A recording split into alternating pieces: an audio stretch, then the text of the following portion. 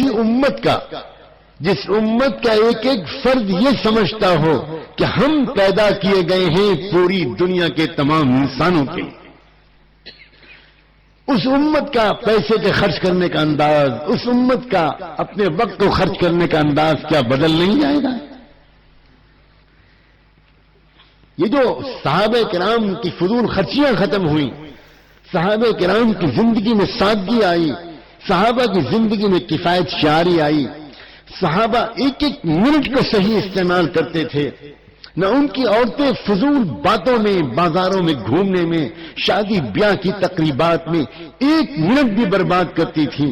نہ ان کے مرد، نہ ان کے بوڑھے، نہ ان کے جوان، نہ ان کے غریب، نہ ان کے امیر، ہر ایک بچا بچا کر اپنے وقت کو اور پیسے کو خرچ کرتا تھا. اس کی وجہ یہ تھی کہ ان سب کو یہ یقین کامل تھا کہ جس طرح محمد الرسول اللہ ہمارے لیے جی کر گئے ہیں، ہم کو دنیا کے انسانوں کے لیے جی کر جانا ہے.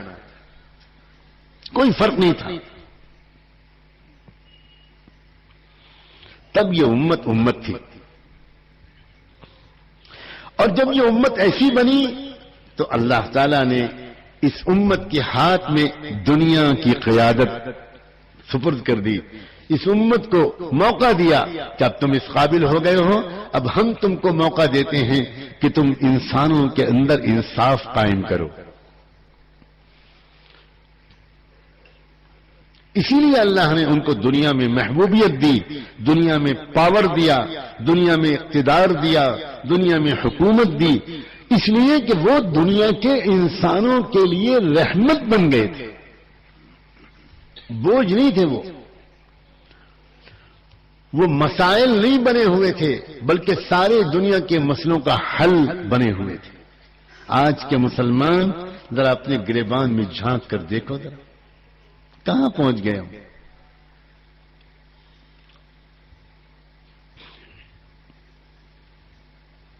ایک بات جب تک ہماری سمجھ میں نہیں آئے گی، آج میں ذرا کھل کر کہتا ہوں، جب تک ہماری سمجھ میں ایک بات نہیں آئے گی کہ ہم صرف اپنے لیے نہیں پیدا کیے گئے ہیں، ہم پورے سماج کی خدمت کے لیے پیدا کیے گئے ہیں، ہم انسانیت کی خدمت کے لیے پیدا کیے گئے ہیں، ہم پورے ماحول کو بدل ڈالنے کے لیے پیدا کیے گئے. ہماری زندگی کا یہ مشن ہے، یہ ہمارا مقصد ہے.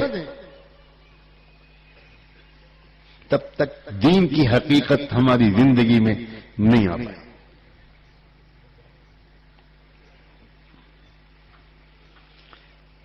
جب تک مسلمان واقعی مجموعی طور پر مسلمان رہے اور امت مسلمہ مجموعی طور پر اس بات کو یاد رکھ کر زندگی گزارتی رہی، تب تک اللہ نے اس دنیا میں اس امت کو انسانیت کی خدمت کا اور امامت و قیادت کا موقع عنایت فرمایا.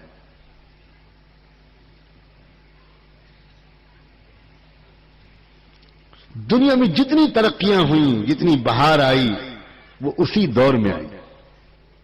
اس کی تفصیل سنانے کا یہ وقت نہیں ہے، اگر اس کی تفصیل میں چلا گیا، میں کافی وقت اس میں چلا جائے گا کہ مسلمانوں نے انسانیت کو کیا دیا، کیا ملا انسانیت کو.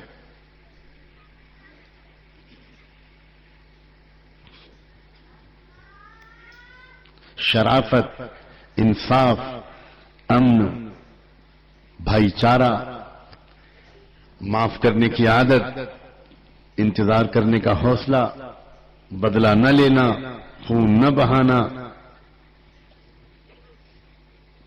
دوسروں کی خدمت کے لیے اپنی جان، مال اور وقت کو خرچ کرنا،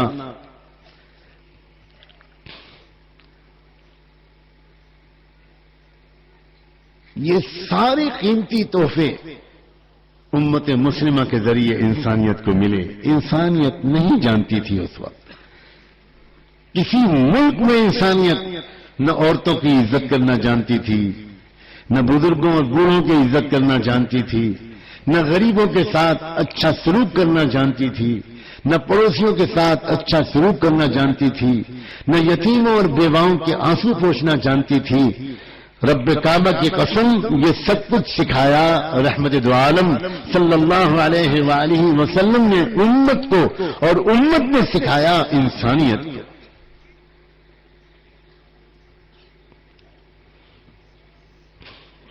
جب تک مسلمان اس مزاج کے ساتھ رہے، ہو سکتا ہے کچھ مسلمانوں سے انفرادی طور پر تاریخ میں کچھ گناہ بھی ہوئے ہوں، افراد سے گناہ ہو سکتے ہیں اور وہ ہوئے، غلطیاں ہو سکتی ہیں اور وہ ہوئی، لیکن مجموعی طور پر، قومی اور اجتماعی طور پر پوری امت دنیا کی بہترین قوم بن کر رہی ہے، خدمت گزار قوم، بھلا چاہنے والی قوم۔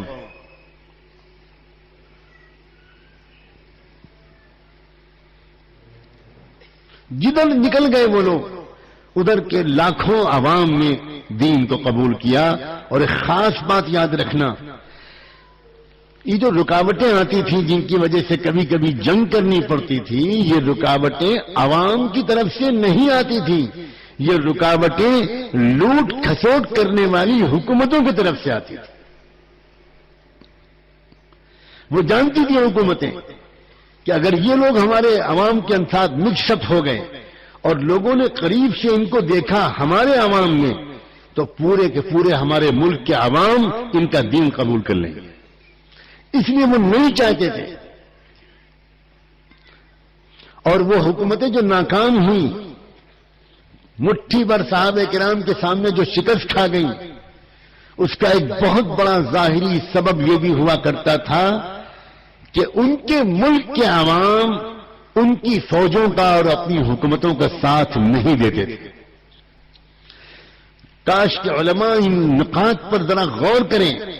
ہم عام طور پر جس طرح کی باتیں کرتے ہیں اس سے کوئی تربیت نہیں پیدا ہو پاتی، ہم فوراً یہ سمجھتے ہیں کہ آسمان سے فرشتے آ گئے اور مدد آ گئی اور فتح ہو گئے۔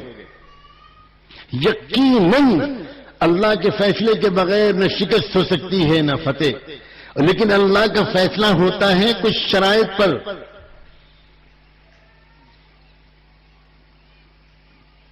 ان کے عوام ان کے اپنی حکومتوں کا ساتھ نہیں دیتے تھے، ان کے عوام جو کر سکتے تھے ان آنے والوں کی مدد کرتے تھے، چھپ چھپ کے مدد کرتے تھے، سامنے نہیں آ سکتے تھے، دعائیں کرتے تھے ان کے عوام، ان کے بوڑھے گرجا گھروں میں بیٹھ کر دعائیں کرتے تھے کہ اللہ اے خدا یہ جو مدینے سے لوگ آئے ہیں بس یہ فتح ہو جائیں اور انہی کے ہاتھ میں ہمارا ملک چلا جائے، یہ لوگ بہت اچھے لوگ ہیں، ہمارے جو حکومت والے ہیں انہوں نے تو تباہ کر دیا، خون چوس لیا، ہمیں جینے کا حق نہیں ہے۔ البدایہ والنہایہ پڑھیں علماء کرام، حضرت شاہ ولی اللہ رحمۃ اللہ علیہ کے حجت اللہ البالغہ میں اشارات پڑھیں۔